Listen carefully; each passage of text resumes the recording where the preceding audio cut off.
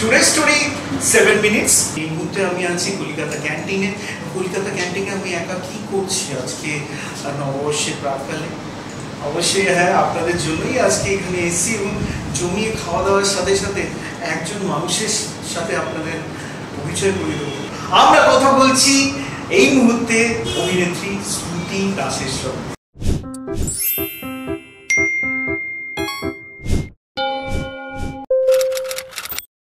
জীবনে মানসিকভাবে শক্ত হওয়া দরকার। জীবনে মানসিকভাবে শক্ত না হলে খুব সহজেই মাথা মুড়িয়ে খেয়ে নেবে লোকজন। তাই শক্ত হতেই শক্ত হওয়া ভীষণ দরকার।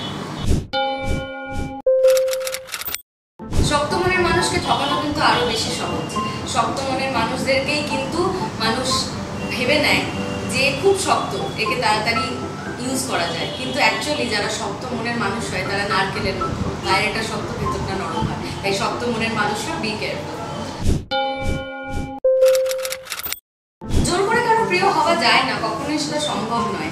নিজের কাজের মাধ্যমেই মানুষের প্রিয় হওয়া যায়, অহেতুক কোনো কাজ বা কোনো কিছু দিয়েই কারোর প্রিয় হওয়া যায় না। নিজের মধ্যে আত্মসম্মান বোধটা যেদিনকে থাকবে না, সেদিন হয়তো বেঁচে থাকাটাই বৃথা হয়ে যাবে।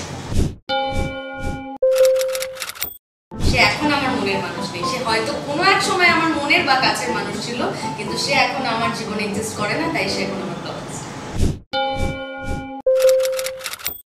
নতুন করে প্রেম খুঁজো না, নিজেকে খোঁজো, আর যে মানুষটাকে ভালোবাসো তার মধ্যে দিয়ে আরেকবার প্রেম করার চেষ্টা করো। প্রেম আসুক, কিন্তু সেই মানুষটার উপর বারবার আসুক, বিভিন্ন উপায়ে আসুক, কিন্তু মানুষটা বদলিও না। ভালোবাসার পাসওয়ার্ড হচ্ছে বিশ্বাস। ভালোবাসতে হলে আগে অপর দিকের মানুষটার উপর বিশ্বাস থাকা দরকার, না হলে ভালোবাসাটা বৃথা।